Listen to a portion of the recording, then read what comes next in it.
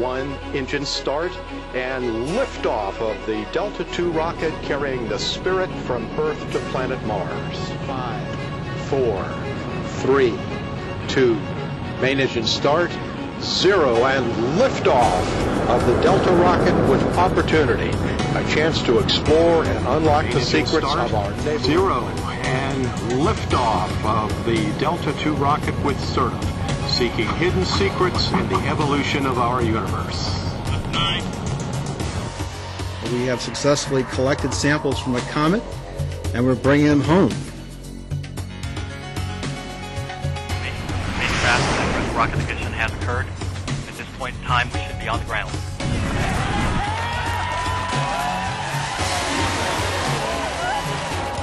We're seeing it on the LTP.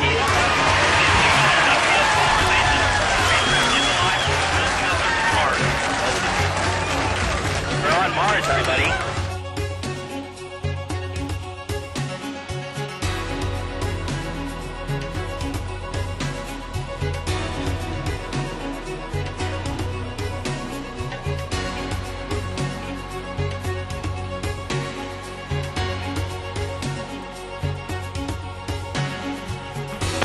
The Doppler has flattened out. 2,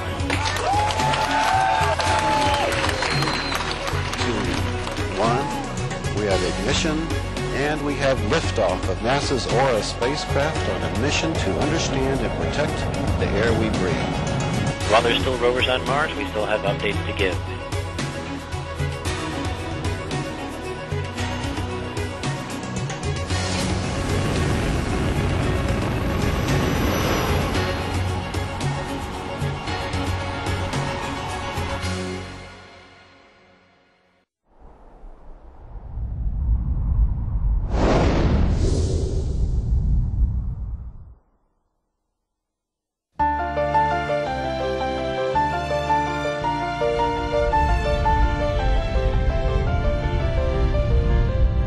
We've been very excited about progress we've made over the last 6 months in a couple of particular areas.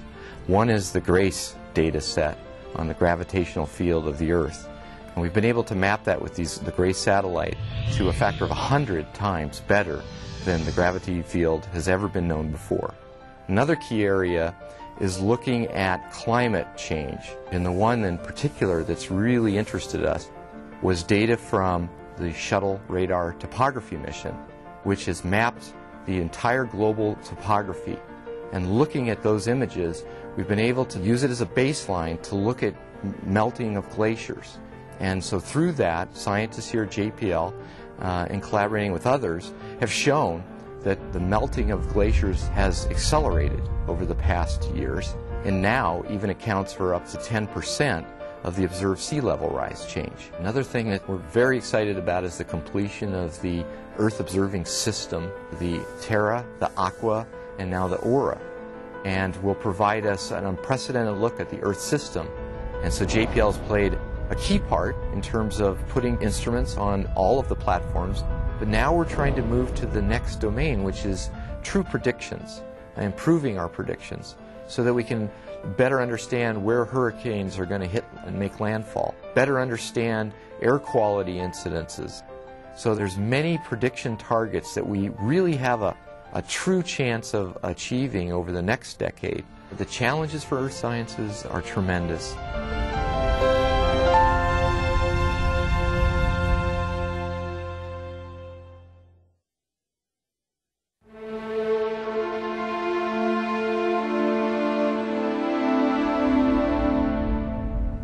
SOI stands for Saturn Orbit Insertion. We need to let Saturn's gravity capture us into orbit. We have to slow down the spacecraft, otherwise we fly by, never to see the ring planet again. So we have to slam on the brakes tonight with a 96-minute burn. It has to go perfectly tonight. I was kind of confident, but I was worried, concerned, nervous might be the best word as well. When you consider all the things that had to happen or not happen, there were enough of them that the aggregate of them was cause for being nervous, and I was. I think as a ring scientist, my greatest concern was really crossing through that gap in the F and G rings. It would only have taken one marble-sized particle in the wrong place in the spacecraft to perhaps have ended the mission.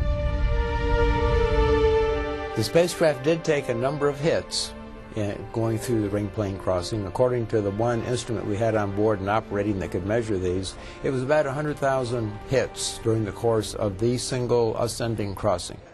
Johnson just reported a signal. We've survived the ring plane crossing through the F and G rings.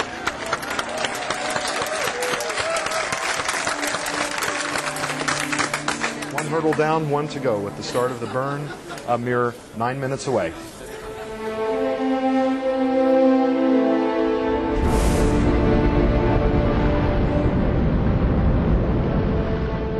And we knew, okay, Cassini's on track. We made it through the ring plane, and now it's just 96 minutes of patient waiting. So we've still got 85 minutes or so before we're done. I can't hold my breath that long.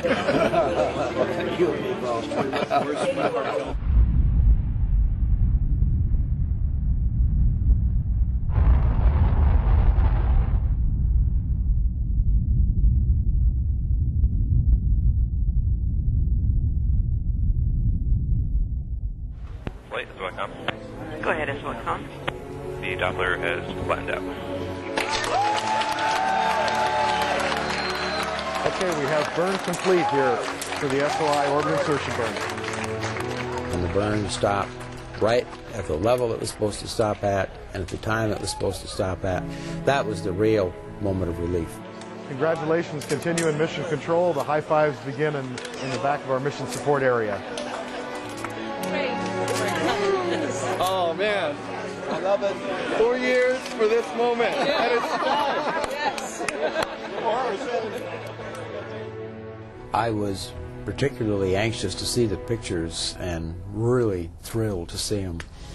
I didn't know, nor did the scientists know, if we were going to see really spectacular things in the rings or if it would be just kind of a blur, kind of a white haze.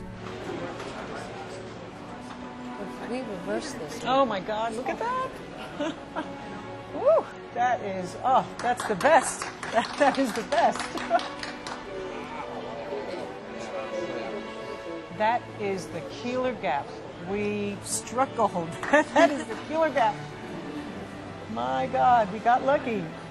Whoa, whoa, that is, woof. Boy, what is that?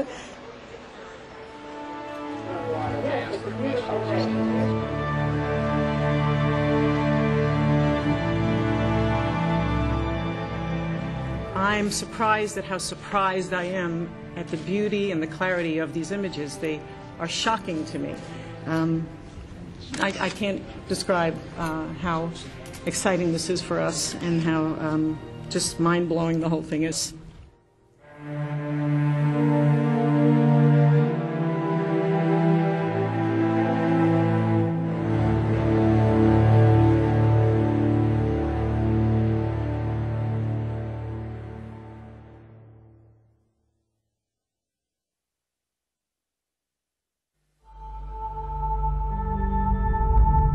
When you try to understand the origins of life, you really have to have a very large framework to start with.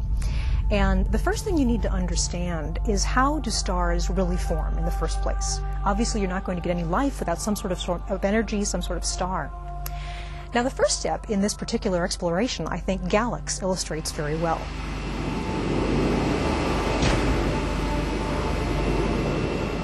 Galax is a low-cost mission. It's a small explorer.